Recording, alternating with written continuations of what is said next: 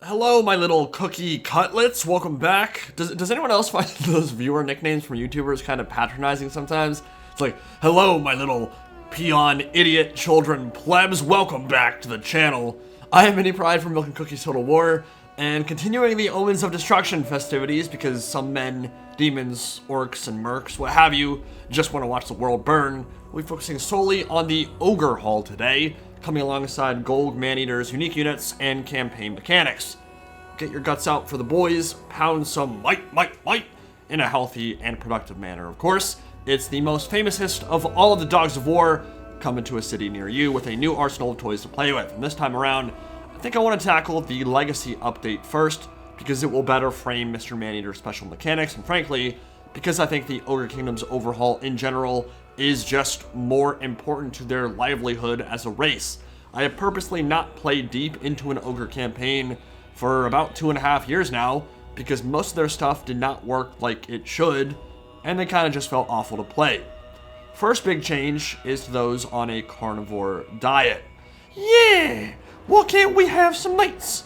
It was an underutilized mechanic that is now being expanded, giving players more options with how to use meat and increasing the amount gained from all sources. Meat can now be transferred from armies to camps to aid in building construction, to make offers to the Great Maw for faction or army-wide buffs, or hoarded within a stack to make that force more powerful. The more meat you have in your army, the bigger your mass will become, the stronger your army will be, more impact, more collision damage, a lot of fun stuff on that front.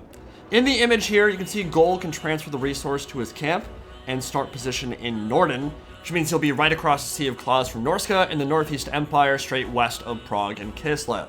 Now this feature is really nice, because it means you can supercharge an Ogre camp to unlock high-tier buildings quickly, as long as you keep that influx of meat running in. I'm not sure they'll have a rush construction element like the Chaos Dwarfs did. They aren't really empire builders in that way, at least not in Golg's case, but you're no longer reliant on growth. So if your lords are raising, sacking, pillaging, and piling up the carcasses, you can spend some gold to transfer that meat and shove it all into your larders back at camp. Without having to worry about camp growth, expect some hyper fast leveling of recruitment and economic buildings as long as your conquests are going well. Which leads into maybe the biggest change coming to the Ogre Kingdoms this update. You can fully enjoy the fantasy of a wandering nomadic peoples with mobile camps now, which is to say, you can pack them up and move them wherever you want, whenever you want, with a few caveats.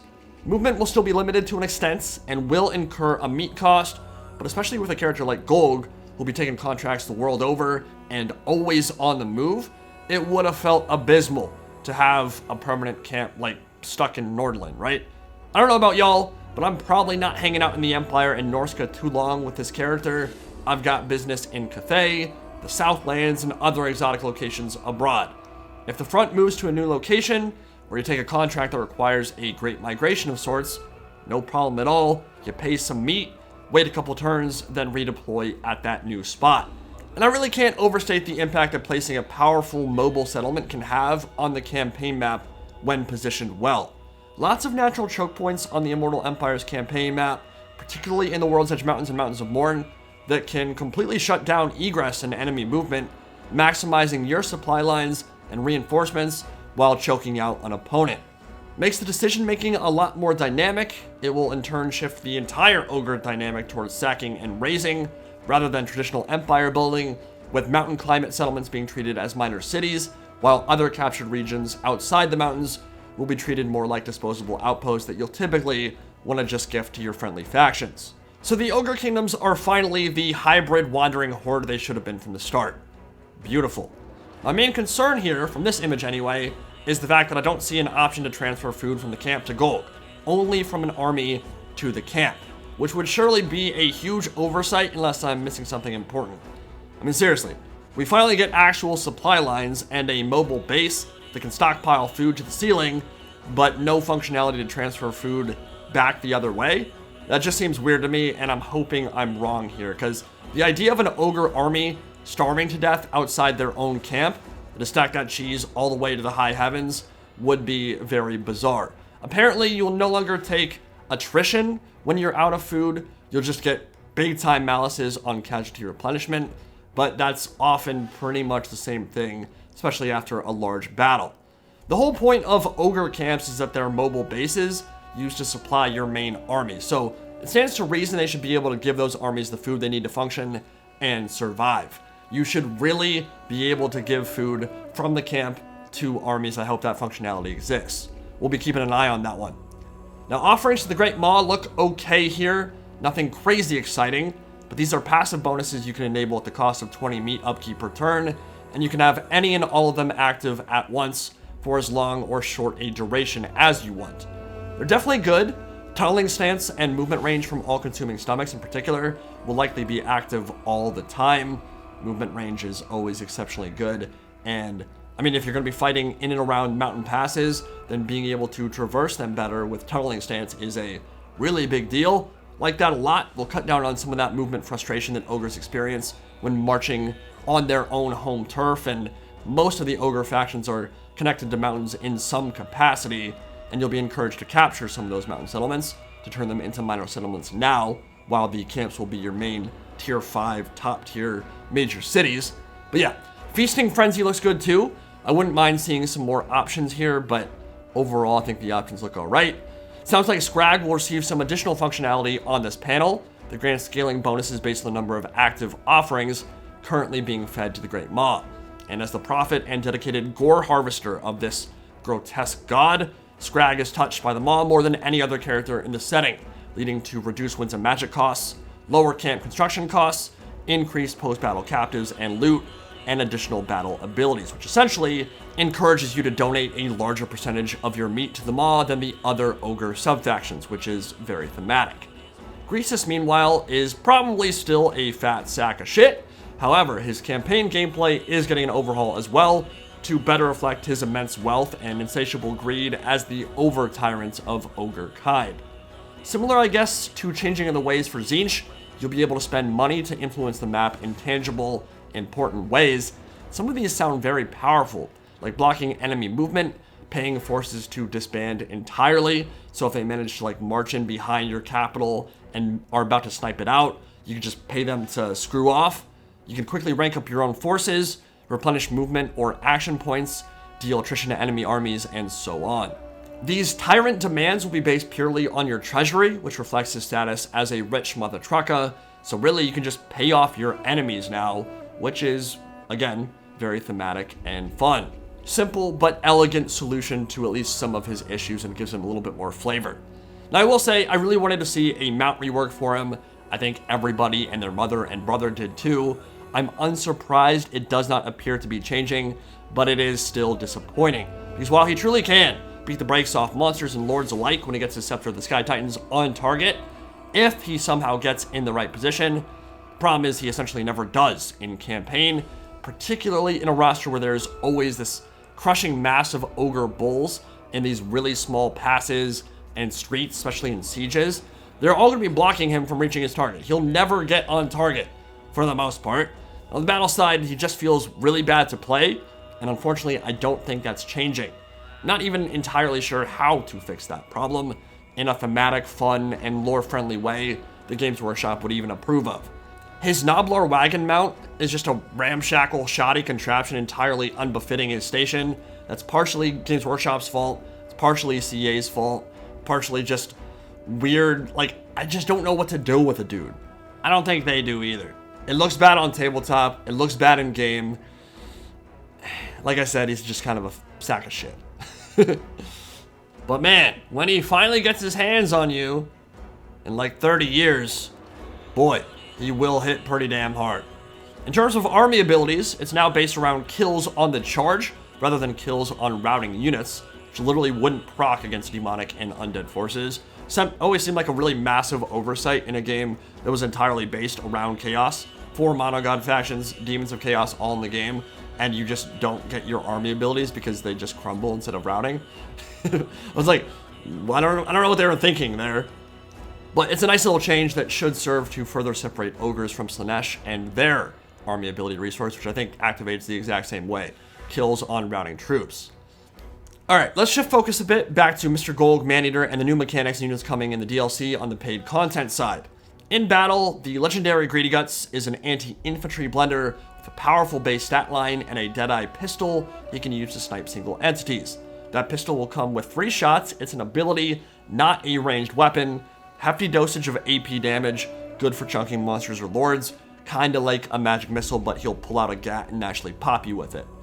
Been there, done that is a generic melee debuff hex that passively follows him around like his fearsome reputation, and Bugman's Quintuple X Brew gives him a massive burst of HP whenever he has a few seconds outside of combat to quench his thirst.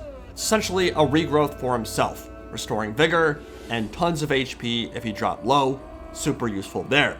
Now, in terms of campaign mechanics, Golg is the leader of Maneaters and the most famous Dogs of War mercenary of an age, so it stands to reason that mercenary contracts are going to be the focal point here. You'll be selling disputes and shaping the map the world over as new contracts are generated each turn, and you will get to pick and choose which contracts you want to pursue. Once signed, you have a specific time limit to carry out aggression against the enemy target, from fighting battles to killing lords, taking settlements and gifting them to the client faction, or raiding, sacking, and pillaging to your heart's content. Once that threshold has been reached and your host is happy, you'll receive heaps of meat, gold, and camp rewards. Now, the big thing to understand here is that your diplomacy is entirely unlike most other factions. You may be at war with Vlad when Ungrim grants you a contract, and you may indeed cut the heart out of Sylvania and almost end the Zanganaz, but upon completing that contract, you can immediately sue for peace with 0 diplomatic repercussions. And you can move through territory with camps and armies without incurring trespass penalties unless you're in raiding stance. So you can shape the map to your liking very heavily, perhaps more than any other faction in the game, essentially taking contracts from the factions you want to grow big and strong and ensuring they become ginormous. So if I want to be friends with Karl Franz and I want to make his empire bigger, I could deliberately go for all of his contracts, kill all of his enemies for him, gift him a ton of settlements, and make him massive. And unlike other factions who are traditional empire builders, you're not giving anything away by not capturing those settlements. You don't really want them anyway. You're going to be on the move, you're a nomadic faction, you're doing your own thing. Gift him to Franz, make him strong, you can forge this really powerful ally who will actually become strong because he's given settlements. And these contracts will amplify the nomadic horde playstyle of the ogres to a much greater extent than Grease's Goldtooth, who will generally look to set up a powerful empire in the Mountains of Morn around the Firemouth and his Great Hall. You will be heavily encouraged to roam, to go wherever you want, whenever you want, to visit far-flung areas of the world, setting up camps at important strategic locations as you march, growing obscenely rich and fat as you go. A true mercenary faction experience, really the first of its kind in a Total War game. It's a fairly simple mechanic that sounds super fun and could quite possibly be the highlight of the entire DLC. But of course, that will largely hinge on the numerical values associated with gold and meat upon completion of those contracts, which may still be up in the air and being tweaked. Because I remember when I first played Ogres at Warhammer 3's launch time, I did some contracts and was paid like measly amounts of gold that didn't really impact anything. I didn't feel like a mercenary in any way, shape, or form at that point in time. Hopefully, we will be rewarded heavily when we are taking on big-time contracts and fighting powerful enemies. So, on to units, heroes, and lords now. Bragg the Gutsman is an awesome addition, and as a de facto Grim Reaper, Death Incarnate of the Ogre race, he is despised and admired in equal portions. He will actually have the Executioner trait and ability, like the Jade Dragon, able to insta-kill characters once they drop below a certain threshold with his great Gut Gouger, a hook blade designed to arc over the top of an ogre gut plate and disembowel them, ripping out their intestines. He'll be a monstrous anti-large duelist meant for killing enemy single entities and lords. Big bonus for his large. Talked about the Ogre Paymaster already. He's a support lord meant to shout and buff stuff. Nothing crazy exciting there. Quick aside though, I very much wish Ogre Lords had more mount options. It'd be really nice to ride Mournfang, Rhinox, Thundertusk, or Stonehorns into battle with any of my tyrants or characters. I know hunters get Stonehorns, but I'd like to see some more mount options for the others. I realize they didn't have many options on that front on the tabletop, but I don't really know why Games Workshop didn't give them that, because I think they got access to more of that stuff in Age of Sigmar, and it feels weird to have my tyrants waddling around on foot for the entire campaign. Even just an armored Rhinox would be thematic and useful, at least until we get Gark Ironskin and his mechanical version. I don't know if we'll ever get another Ogre DLC.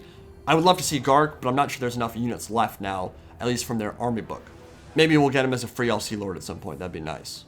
The Bruiser is a new melee hero, second in rank only behind Tyrants themselves. They are defensive support heroes with access to morale boosting and resilience against charges. Blood Vultures are going to be very useful as backline hunters, designed to tie down and kill artillery or ranged formations with Vanguard deployment. They become stronger the more death is around them, gaining some nice stat boosts as the blood starts to fountain from friend and foe alike. I wouldn't expect like hyper steroids in terms of combat buffs here, but that's pretty cool. The more something kills, the more the Blood Vultures kill, the stronger they get. I think that's kind of unique to any flying unit that I can think of. The Thunder Tusk is Ice Age made manifest. The freezing aura, huge melee stats, and line-breaking capabilities. It's a tier 5 monster with a built-in ice lobber, kind of like a breath attack, but it's more like a stone thrower or catapult that makes it serve as a mobile artillery platform.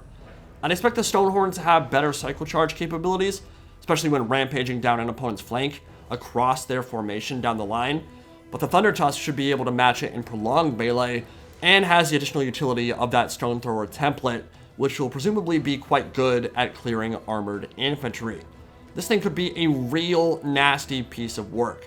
Heavily armored, huge HP pool, big combat abilities, and then of course, able to whittle down a horde from range before crushing them in a stampede of mammoth-sized monsters.